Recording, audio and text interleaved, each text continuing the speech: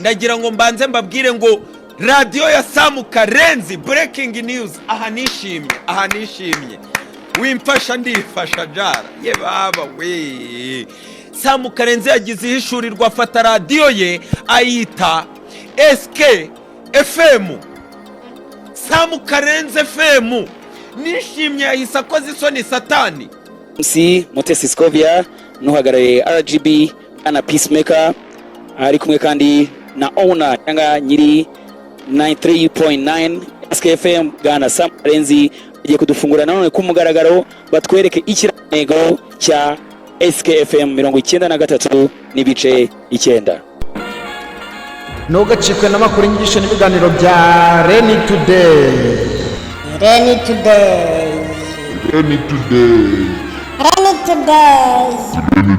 Amashyi menshi cyane mu Rwanda hose tuzahagera ibyiza byose tuzabibagezaho hamwe na 93 n'ibice 9 y'isa 7 SKFM. Amashyi menshi cyane banyarwanda n'abandi mudukurikiye twakira Karenzi yanditse urukiko rw'ikirenga. A toast to that. Amashyi menshi twakira umutasirika ni umunyemerere muri uyu mwanya niyibizi twakire bwana Kazungu Clever ndetse na Samu Karenzi bazabagize ikiganiro cy'imikino cyitwa urukiko rw'ikirenga nkuko mujya mubyumva ngo iminota 180 mu rukiko rw'ikirenga ikiganiro cyambaye cya sport mu Rwanda.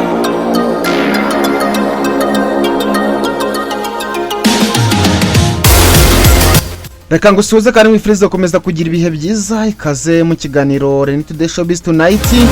Turi tariki 10 Gashyantare 2025. Reka nizere ko mumeze neza. Reka noneho mvuge ni Today Zanada Day. Sam Karenzi akoze amateka ubu bidasubirwamo, radio ye ifite amazina ye y'imine ubu irumvikana neza cyane. Ni Sam Karenzi wize itangazamakuru akanayobora amaradiyo agiye atandukanye. Yayoboye Radio Salus, ayobora Radio 10 ndetse na Fine FM ari nayo avuyeho ejo bundi. Ni Sam Karenzi kandi wakunze kugaragara mu biganiro bigiye bitandukanye ariko by'umwihariko ibiganiro by'imikino. Ubu tuvugana rero radio ye yitwa SK 93.9 FM Smart Talk, Smart Business. Iyi niyo siroga yayo. Of course ni radio ya Sam Karenzi ariko kandi ikaba ifite na manager ari we Jean Maurice Uwera.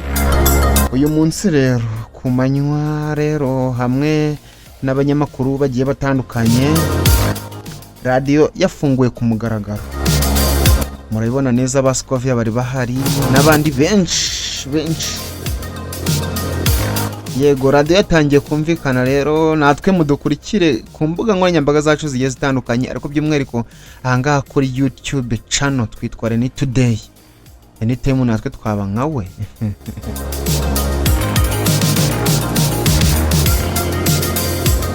Yego reka mbaho umwanya rero mukomeze mbaho umwanya mukurikiye ikiganiro cya mbere cyumvikanye kuri radio yitwa SK 93.9 FM Smart Talk Smart Business. Niwe bagiye gukanda subscribe nkuko nabikubwiye Today Zanada. Amashyi tubakira umutasirika Emeni Yibizi Kazungu Clever ndetse na Sam Karenzi. Ikaze cyane tubakomera amashyi menshi cyane urukiko rw'ikirenga. Urabibona ko twamaze kuba tugera muri studio nziza cyane za SKFM.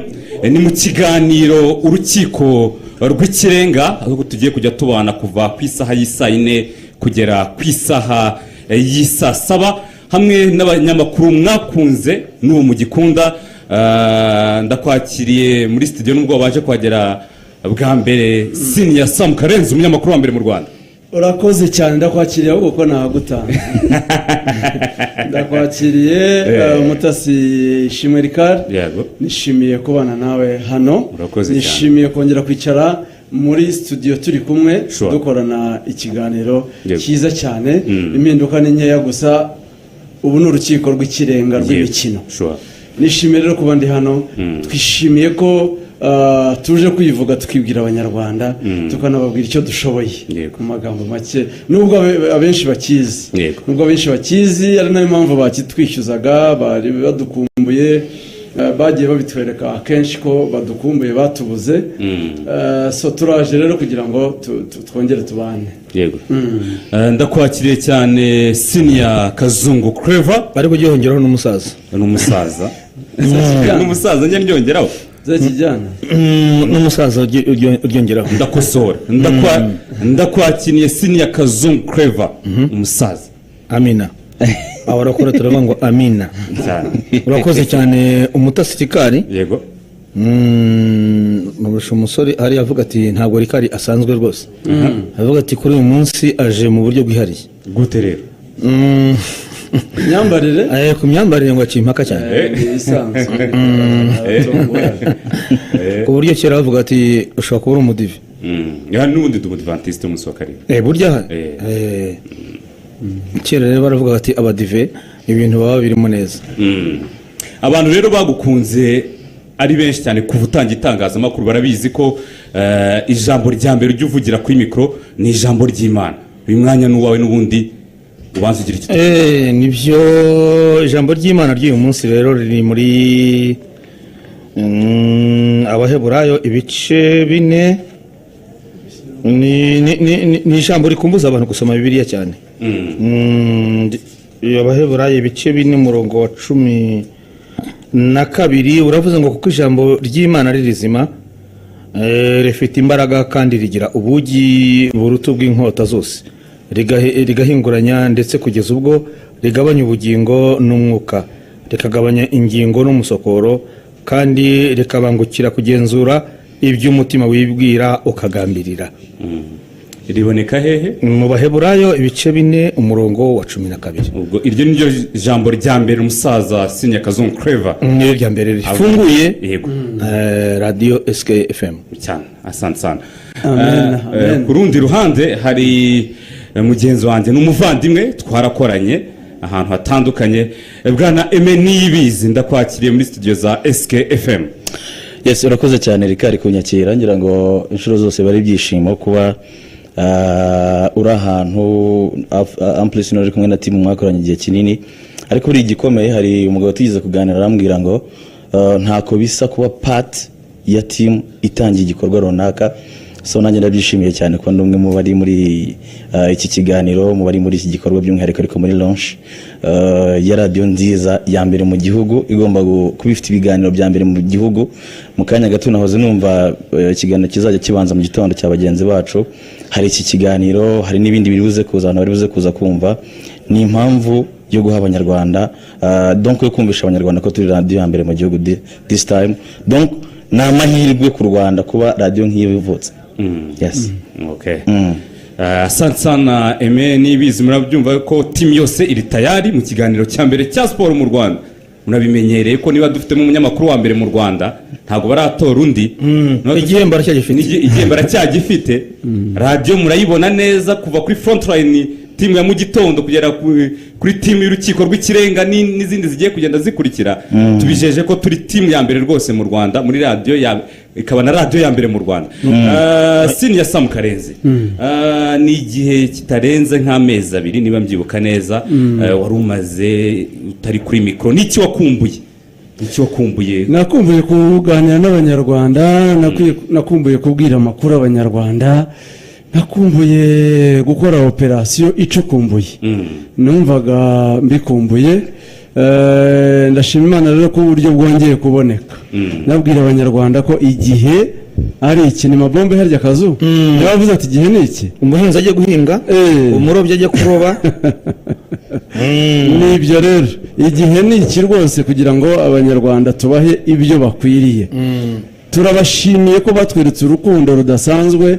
Buri umuntu yagukunda uri kuri mikoro, akabyuka akaguha message ati wakoze ikiganiro cyiza, turagukunda. Rimwe na rimwe wavuga ibitamunyuze, akakubwira ati ntago twabikunze, bakanakubwira nabi rimwe na rimwe.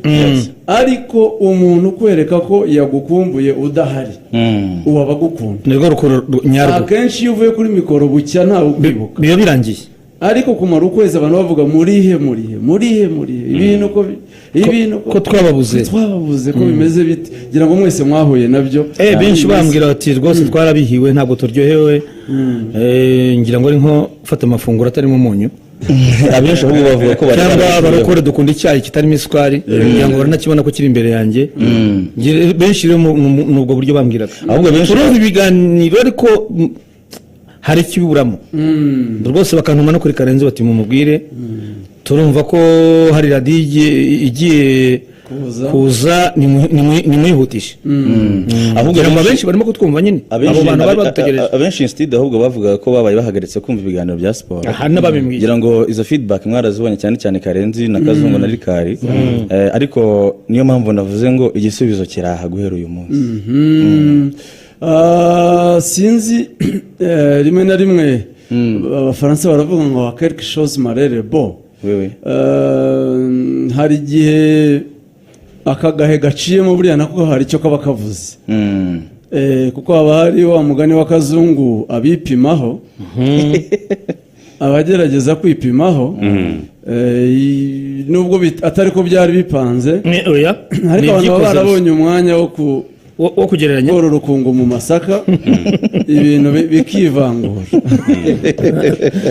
bavuga ngo gusiga ibintu igihe kingana gutya ukabisanga uko byahoze cyangwa byaranasubiye inyuma abarimo message remereye kabisa so turabizeza ko tugiye kubaha ibishoboka turahari twararuhutse bihagije by'umwihariko jyewe nabikoreraga iw'abandi ubu jyewe ni 28 kuri 28 amakuru nayo munsi yibuye turayabaha uko biteye ubwoba niko bimeze operasiyo zabaye nyinshi cyane operasiyo ubwo rero nizere kuri butangire kuri operasiyo ya nyakubahwa Muvunyi biravugwa ko Bwaneme nibizi ko yaba atumvikana ngo na ritayadi rukuvudise biba byiza utazi cyubahiro ariko ziko nyine rero ritayadi barakomeje ritayadi wasimbuye undi koko ako kandi ntabwo abantu biravuze ritayadi gusa hagati ya ritayadi Tadeyo kuko ritayadi byamaze kuba irya Jafide nyakubahwa Muvunyi ni nk'iyo uvuze meya gusa nurenze nogere ngo kumwita ritayadi ntafite icyagambiriye ni ujya icyagamije none se umuntu wabaye umusirikare akavamo kandi ubyemera akaba ari ritayadi umuhaye icyubahiro ukaryongeraho abanyarwanda bakabyumva bakanabimwubahira aricyo bitwaye ariko bura 2019 ngo bamwitaga ishyaka ubwo rero niyo icyo ngicyo bakunda kuvuga ngo mushyiremo ishyaka mushyiremo ishyaka rya ndijya gisirikare nyine mushyiremo ishyaka buriya ngo akunda ibintu by'ishyaka cyane ubwo rero afite rero ngo kera bamwitaga ishyaka ntabwo ari kera 2019 batwara igikombe cya shampiyona buriya ngo Tadeyo bamwitaga ishyaka ubwo rero iyo operasiyo bizera ko turi kuza kwitangiriraho operasiyo ntekereza ko itaba operasiyo Muvunyi ahubwo yaba operasiyo Sambure numva ariho biganisha kuko iyo byose uyifite amakuru cyane nese ntituri abanyamakuru nta kintu cyo mu gihugu tubura amakuru amplisi kuri Murera n'abakunzi ba Rayon Sport n'abakunzi b'amakipe akomeye hano mu Rwanda bicare babizi aha niho hantu hambere bagomba kuzajya bavana amakuru yizewe ku isoko cyane ubwo ku munsi w'ejo reka turarikira abantu ko ayo makuru n'andi atandukanye nawe azajya tugira ishyorongi wabayo Club Giant nabonye yagarutse mu bihe byayo ngo ntuheruka ishyorongi kandi mperuka muri press conference sinjye batumiye se arundi bakimihura ariko si ishyorongi baravuga ku myitozo none se wagera muri office wajyanye n'abapambe wagera muri office yananirwa kugera ku myitozo abantu ngo bakumbuye ngira foto yo kuri touchline hari foto yari ngari kandi ngo niwe wifotoye yagutse cyane kandi ngo niwe wifotoye ubwo rero ahubwo ati ko yajyanye n'abapampe byagenze bite ubwo rero aravuga ku myitozo nyirizina ubundi yabaga ahagaze muri centre nize kubona mugani yigeze kujya gushaka amakuru ishyorongi avanayo amafoto yari ndani mu kibuga mu myitozo abantu bakakubaza bati ripoti bimeze bite wavanye iki kandi bati ifoto ngiyi icyo wavanye ni ifoto ishyoronge ntujyane nzi ko nkora ripoti. icyo twabwira abantu ni uko guhera ejo mikoro yanjye iraza kunsaraza mu gitungane birasaba ko bayizamura ntikuvune kabiri ni amakuru y'imiriro guhera ku munsi w'ejo uyu munsi n'imirabyo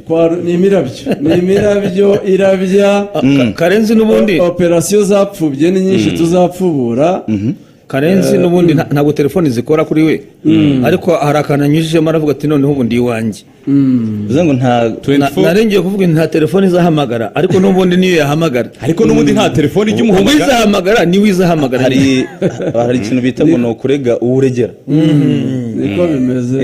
niko bimeze ni imiriro ngira ngo Kazungu muramuzi nibizi aje mu isura nshya cyane Kazungu igeze kuvuga ngo muzabona perisa n'ahari nshya noneho asa nk'aho ari mushya ni mushya ntabwo ari wundi bazi umutasirikari aracyafitemo akazi nabonye hari abashaka ibintu byo gupinga ufitemo akazi ubwo tugomba kuba komisiyo hari abamwipimaho hari umuntu ushaka kwipima se hari abigera kuri rikari hari abashaka kwipimaho ariko nabo ibyabo bigomba gusobanuka cyane. So mu magambo make ngira ngo buri wese uko turi hano afite inkuru yabuze ahavugira muri iki gihe cyane. Inkuru ni nyinshi izo mwumvise dufashe umwanya wo kuzicukumbura tukinjira. Uyu munsi hari amatora muri hari inteko rusange ya Ferwafa muri weekend harimo byinshi cyane sibyo harimo byinshi cyane mutamenye mutumvise hari amakuru menshi yabaye ukumva ngo mashami yagiye yagarutse nkashaka kumbwira impamvu ko byagenze nkabibura ubwo nabonye abantu ba breakinga ko tactician master yaba yasezerewe yaciye impaka nakwibuka ko yirukanwa amasaha nk'atandatu ndi mu bantu bake bashobora kuba bazi kontra ye agahinda kakanyica ntago yirukanwa se yarirukanwe se ndi kuvuga kontra ntiyatumye yirukanwa ntago yari kwirukanwa kiragiye miliyoni 60 zarabuze ubwo byose tuzabipfubura ibyapfuye amezi yarasigaye ariko ntimunyobye mfashe ejo tuzahere kuri operation ya Assemblée Générale ya Rayon Sport ninde uzayitabira yareyo cyangwa ya Ferwafa ya Rayon Sport irahari se iriya yabaye cyane yabaye kuko niyo navuga isa nk'ihatse ibintu byinshi cyane biri muri Murera this time none si iya Ferwafa ninde uzayitabira retired ni retired Tadeo cyangwa ni muvuzi hoya hari representant legal hoya hari representant legal Assemblée yaramukonfirmye representant legal ninde ni Paul Muvunyi umuherwe n'urushaba ubwo Tadeo president wa FC ujye wongeyeho retired bisa nkaho hari nka operation zindi tumenyere ko Jean Fidel apana Tadeo ntabwo yayitabira hari representant legal abantu nabyo babimenye bitabaye ibyo byaba yagashya kuko ikintu cya mbere barakubwira bati umuntu ameze nkaho atasobanukiwe umwanya yiyamamaje ndetse akanatorerwa byashoboka ko atabizi icyo nicyo kibazo gikomeye cyane kuba umuntu nk'umugabo yakwiyamamariza position akayitorerwa akaba atazi ngo iyi position ariko tutaza guconfuse wenda tuzabijyamo ariko mbere yuko abantu batorerwa imyanya sibyo habanza gutorwa itegeko sibyo itegeko buri wese akamenya inshingano ze muri Rayon Sport habanje gukorwa iki habanje gukorwa Assemblée yabereye mu Nzove ari naho hana batora abayobozi n'amategeko voilà babatoye bashingiye ku urakoze dore ikintu gihari kira gihe hari hataremezwa icyo nakwita nka statut ya equipe kuko icyo gihe ritaremezwa murabyibuka yari kiri muri progress yo kugira ngo izemezwe atorwa reka batora komite executive batoye ubuyobozi wa association ndetse atorwa n'umuyobozi wa organe supreme RDB yanze ngo n'umuyobozi w'urwego rutabaho organe supreme ni urwego ntirushoboka mu ikipe ya Rayon Sport tureke kuvumbya abantu izo bengewe tuzabyinjira tubyinjiremo ejo cyane hari imiriro myinshi iri mu nzira abantu bagomba kumenya ejo tukabona ukomeze ibyo ni bimwe mu bantu duteguriza abantu ni gake cyane ni umusogongero w'imvaho kera najyaga numva mwese abatware avuga umusogongero w'imvaho hari n'ukuntu yavuga ati ndayihera noneho hari ukuntu yavuga ati amakuru n'undi ndayahera he ko ari menshi ngira ngo rero rika yego nahejo reka dushimire ngira ngo uwashidikanyaga avuga ati ariko ngira ngo Kazungu ntahari ni amagambo aramwiyumviye arahari Bibiliya ku meza yayibonye imyuka yayumvise ko imyuka ari yose ikiruhuko cyari kirekire mfite imbaraga nyinshi eme nibizi yaraseze ejo bundi batagiye aha sinzi abagiye aha hari abamwipimyeho ariko bakoragaho bakagwa icyo twababwira iminota 180 mu kiganiro cya mbere cya siporo mu Rwanda ku munsi w'ejo duhure mu rukiko rw'ikirenga murakoze cyane ntugacikwe n'amakuru y'inyigisho n'ibiganiro bya Reni Today Reni Today Reni Today Reni Today updates news